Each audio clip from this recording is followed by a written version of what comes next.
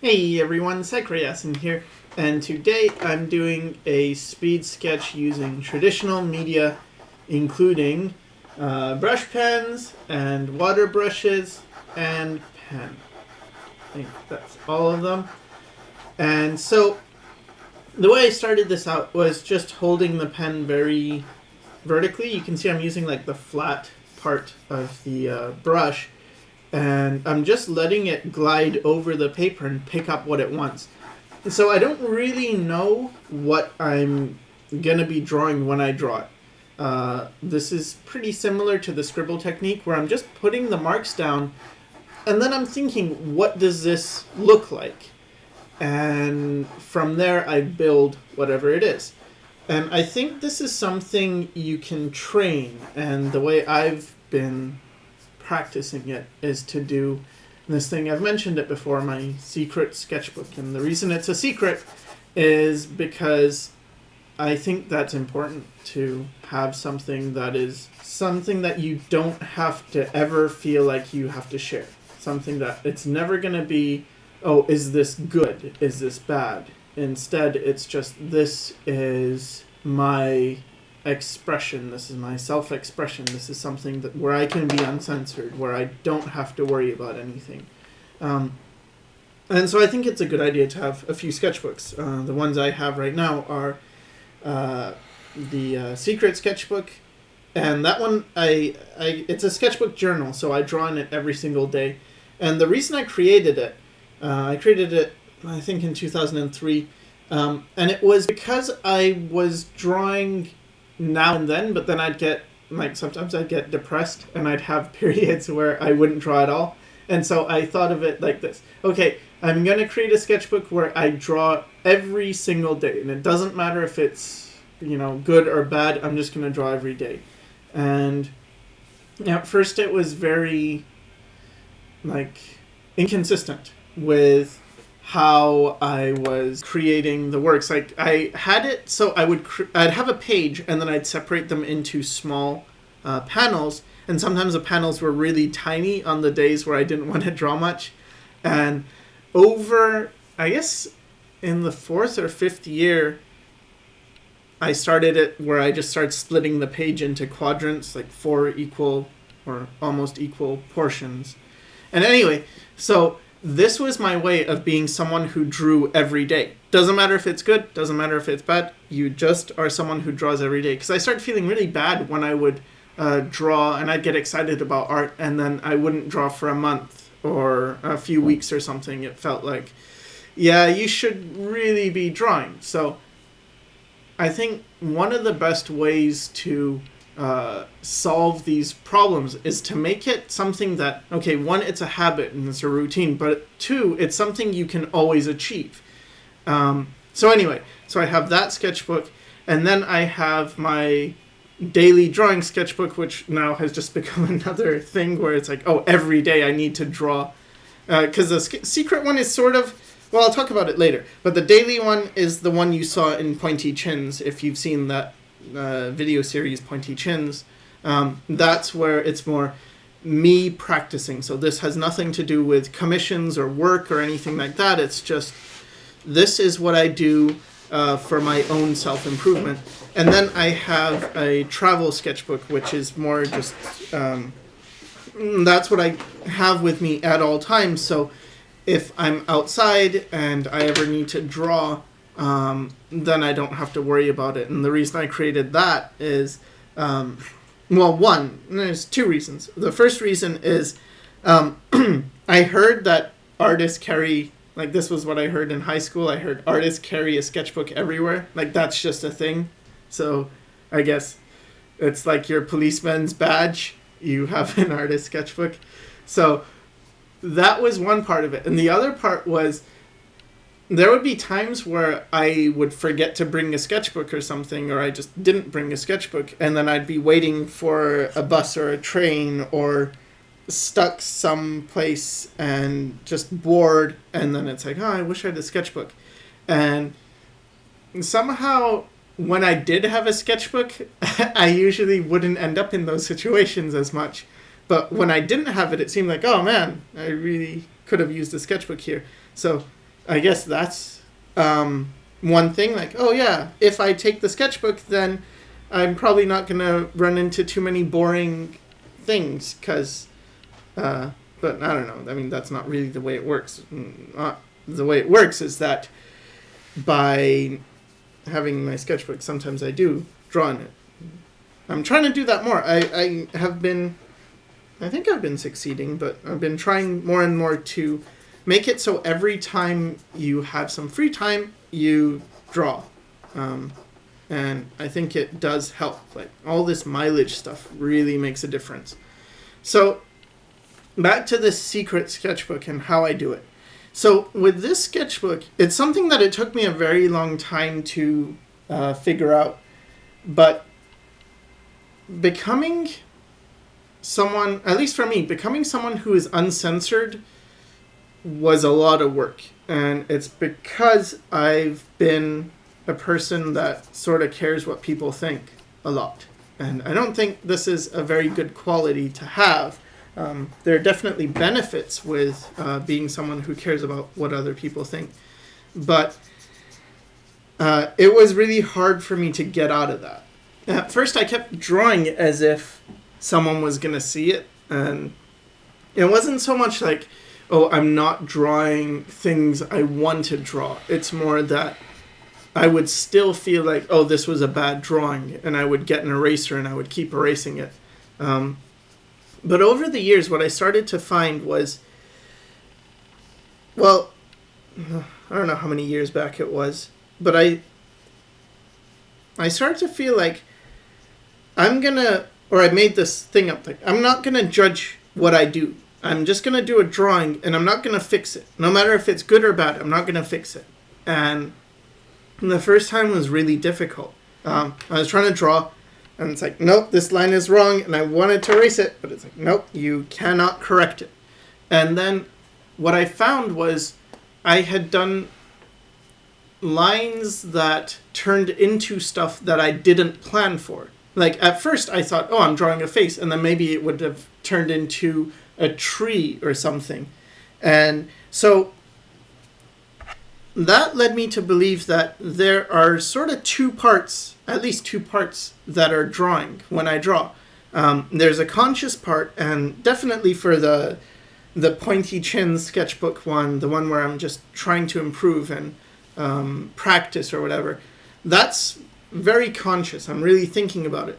But for maybe I shouldn't call it a secret sketchbook, because it's not really a secret. I mean, everybody knows, or probably a lot of people know that I have it now. It's more private. I'll call it a private sketchbook. For my private sketchbook, it's not conscious. And so what I started doing is just put down a mark without judgment, and then put down another mark. And the hardest thing to fight is this urge to look at what you're doing and give it a meaning, give it a judgment. Like, oh, I am drawing a lizard, therefore I need to make this mark. Or like you might put down like a flowy mark and think like, oh, that looks like a mermaid tail. I guess I want to draw a mermaid tail. Let me draw a mermaid.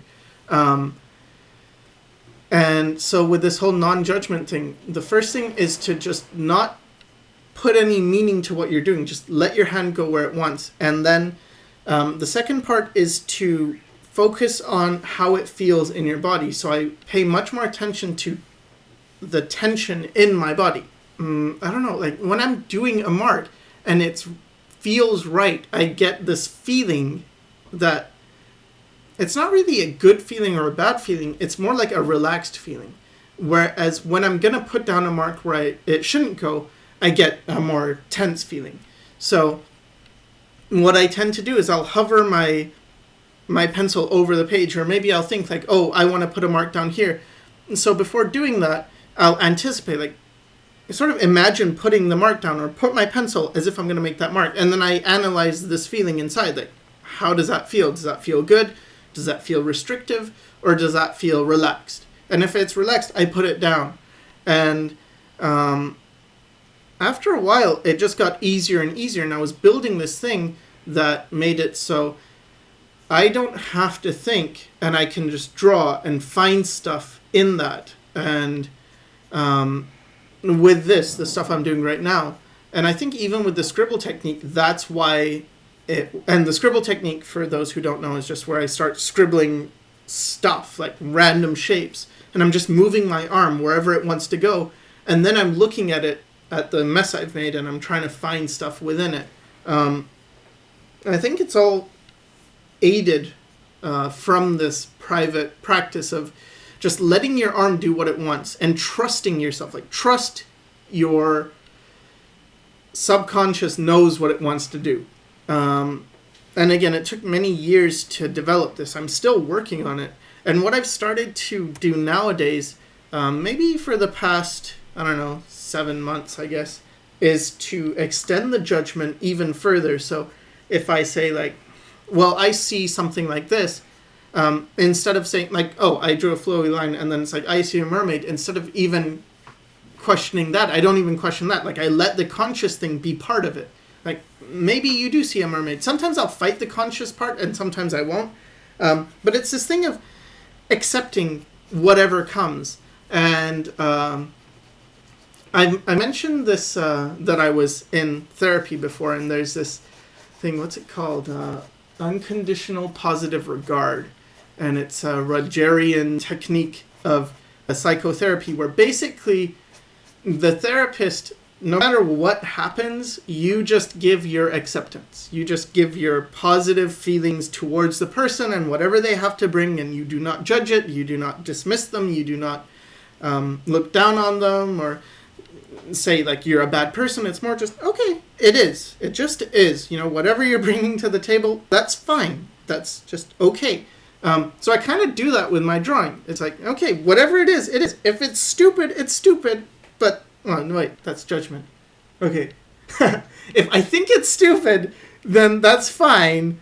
But that's not what's necessary to bring to the table. Just accept it. Just bring this acceptance. And I think, I don't know, it really helps. Like with this drawing. So let me talk more about the drawing now.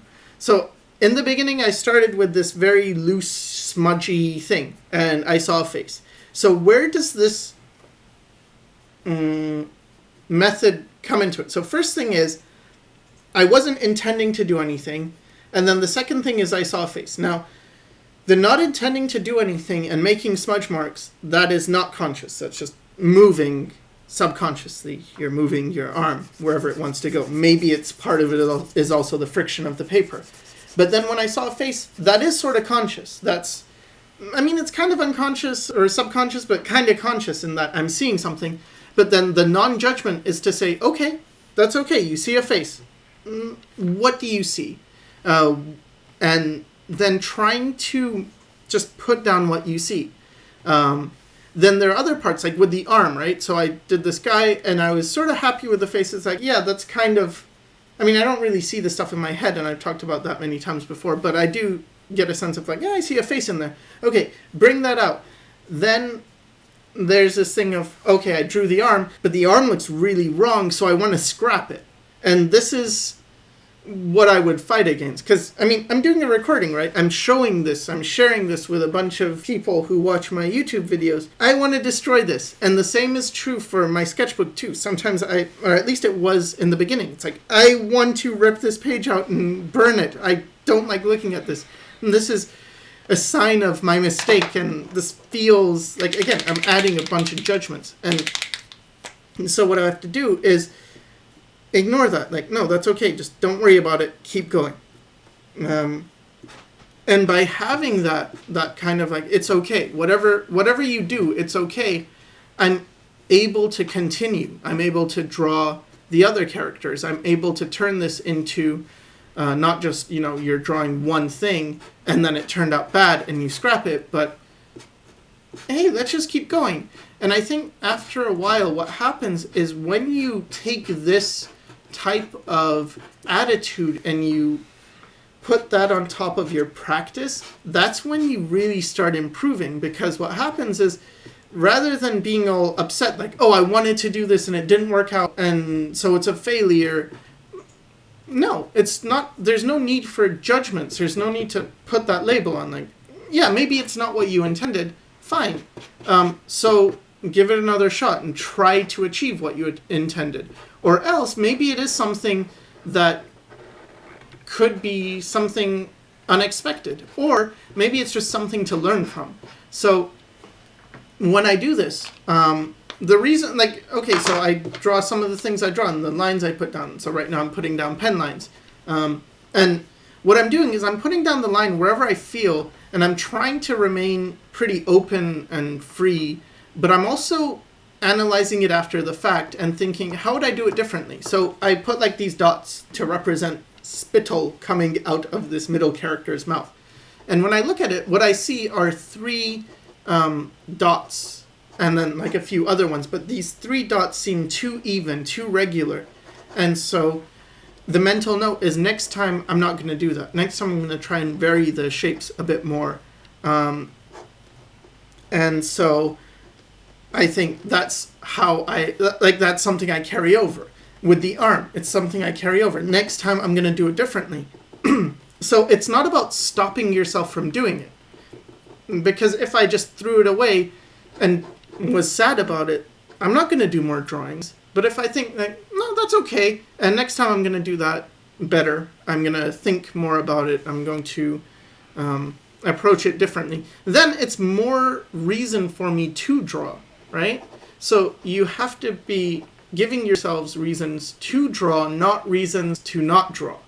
And I think when I was starting out, I just kept giving myself reasons to not myself. That's a Freudian slip. I was giving myself reasons to not draw. So things like a reason to not draw is like, I suck, this sucks, I'll never be good, this isn't as good as, whoever's art. And what else? I don't know. I think those are the main ones. I'm a failure, stuff like that. It makes you feel like not trying. Whereas, it's okay, don't worry about it, do another one. This part's cool. I don't know. Stuff like that makes me want to draw more. So, the secret of this whole video is I just had to fill up time for the speed sketch. And when I start these videos, I'm like, oh no, what am I going to talk about? And then I have to think of something to talk about. So now I'm pretty excited that it's like, yes, I made it. There's only 10 seconds left. And some of that time I can just see this part. See, oh, hope to help. And thanks for watching.